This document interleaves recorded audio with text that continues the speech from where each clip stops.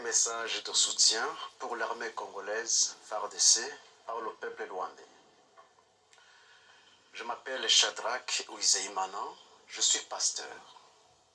À son Excellence, Monsieur le Président de la République démocratique du Congo, Félix Antoine Tshisekedi Tshilombo, mes chers Congolais, nous, peuple rwandais, nous déplorons profondément de la cruauté vécue par le peuple congolais depuis 1996 jusqu'à aujourd'hui.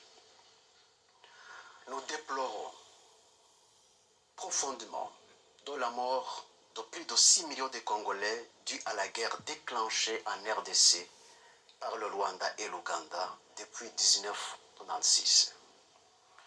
Les Congolais sont des témoins oculaires d'irresponsables de cette tragédie. Le mapping report confirme les faits.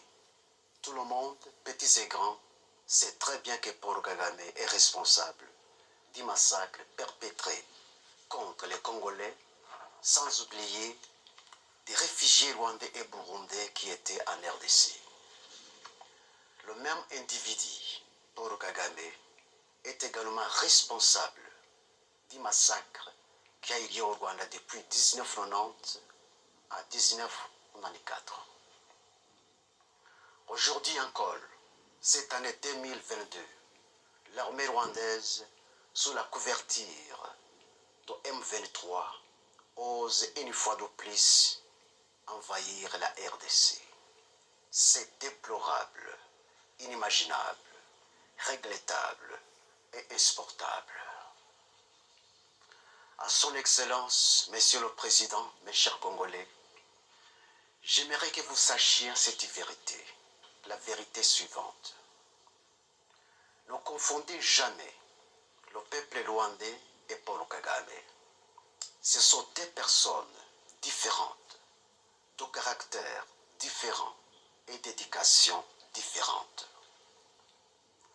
Si vous acceptez de comprendre cette vérité, regardez le caractère et l'éducation du peuple rwandais, non pas dans le miroir de ce régime sanguinaire, tyrannique, totalitaire, despotique et génocidaire de Paul Kagame, mais dans le miroir du régime sociable et paisible de Habyarimana Juvenal.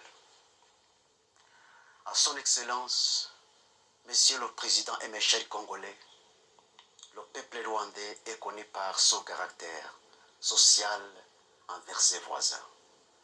Par contre, Paul Kagame n'a pas ce caractère.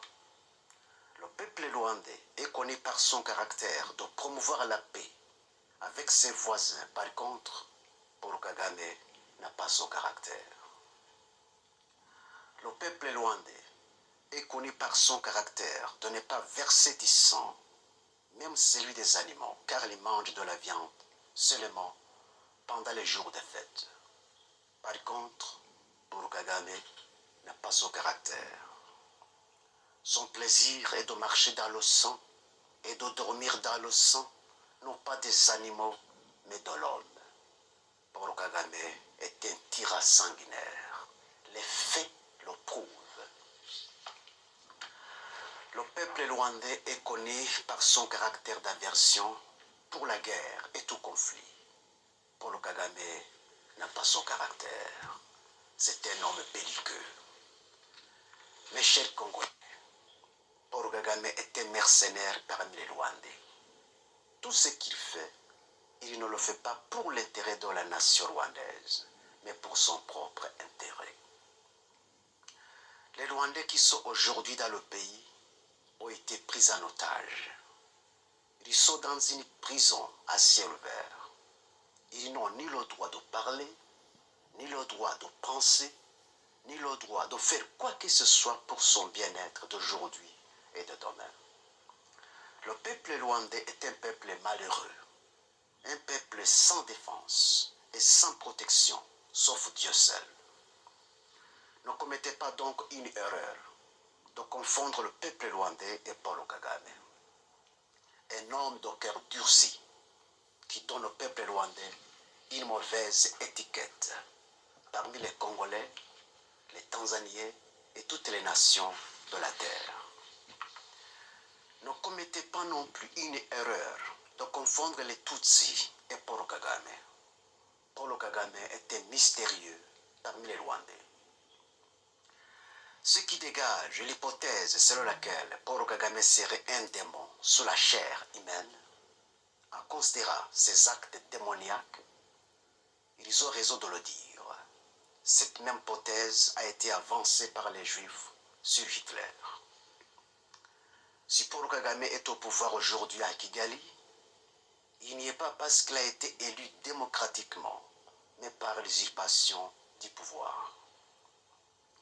Lorsque nous disons, nous, peuple rwandais, nous soutenons fortement l'armée congolaise FARDC dans cette lutte louable qu'elle est en train de mener contre l'armée rwandaise sous couverture de M23, vous devez saisir nos propos, non pas comme ironie, mais pour la vérité, rien que la vérité. Le peuple rwandais n'a pas donné à Kagame un mandat d'agresser la RDC sous la couverture de M23. Il a fait et il fait cet acte ignoble par ses propres mérites, non pas par les mérites des Rwandais. Nous, peuple rwandais, nous dénonçons et condamnons énergiquement l'invasion de l'armée rwandaise sous la couverture de M23 sous l'ordre de Paul Kagame, non pas sous l'autorisation de la nation rwandaise. Nous, peuple rwandais, nous demandons à Paul Kagame de démissionner car ces actes de barbarie contre la RDC depuis 1996 jusqu'à aujourd'hui est une honte pour la nation rwandaise. Personne ne doute l'invasion de la RDC par l'armée rwandaise sous la couverture de M23. Personne, sauf les alliés de Paul Kagame pour leurs intérêts personnels. À son Excellence, Monsieur le Président et mes chers Congolais, trop c'est trop. Paul Kagame a dépassé les limites de ses actes de sabotage. Aujourd'hui, à son Excellence, Monsieur le Président et mes chers Congolais,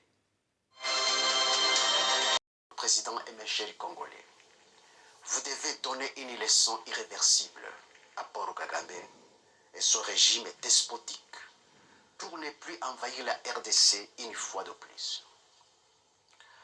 L'armée congolaise mérite un soutien total de tous les Congolais, de tous les Rwandais et du monde entier afin d'éradiquer les racines productives et du mal, non seulement pour les Congolais, mais aussi pour les pays des Grands Lacs.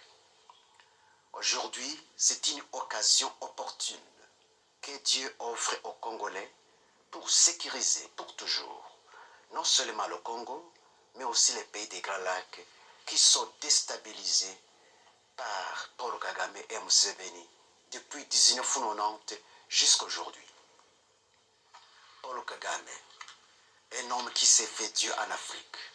J'ai attendu ces fanatiques l'appeler l'homme fort de l'Afrique. Et c'est vrai? Pas du tout. Ce n'est pas l'homme fort de l'Afrique, mais l'homme du mal de l'Afrique. La parole de Dieu dit, je cite, « L'orgueil précède la chute ». Aujourd'hui, c'est la chute de Paul Kagame avec son régime despotique. À son Excellence, Monsieur le Président et mes chers Congolais, aujourd'hui, Dieu vous offre l'occasion, la plus belle occasion de sécuriser votre pays. C'est à vous de l'exploiter et de la profiter. Une occasion perdue ne revient pas. Il faut aller jusqu'à la source du mal et éradiquer le mal et établir le bien. Levez-vous comme un seul homme et débarrassez-vous de l'armée rwandaise sous la couverture de M23 qui est sur le sol de la RDC. La souveraineté d'un pays est inviolable. À son Excellence, Monsieur le Président, mes chers Congolais, cessez de marcher comme une tortue en défendant la souveraineté de votre pays alors que vous êtes en temps de guerre. Par contre, courez plus qu'un cheval volé plus qu'un faucon pèlerin, car le Congo a été agressé et envahi par l'ennemi terroriste qui a rejeté des résolutions pacifiques pour un conflit non fondé. Mes chers Congolais, Dieu est avec vous, mais il est contre votre ennemi. Mes chers Congolais, gardez-vous de tomber dans le piège de votre ennemi. Gardez-vous de tout conflit d'ordre civil. Tomber dans ce piège, c'est perdre la bataille. Que l'histoire du passé des Rwandais vous apprenne tous les plans et toutes les stratégies de Paul Kagame qui consistent à faire basculer un pays dans le chaos afin de justifier son intervention et ses actes destructifs. La provocation du génocide, c'est l'arme la plus chérie de Paul Kagame.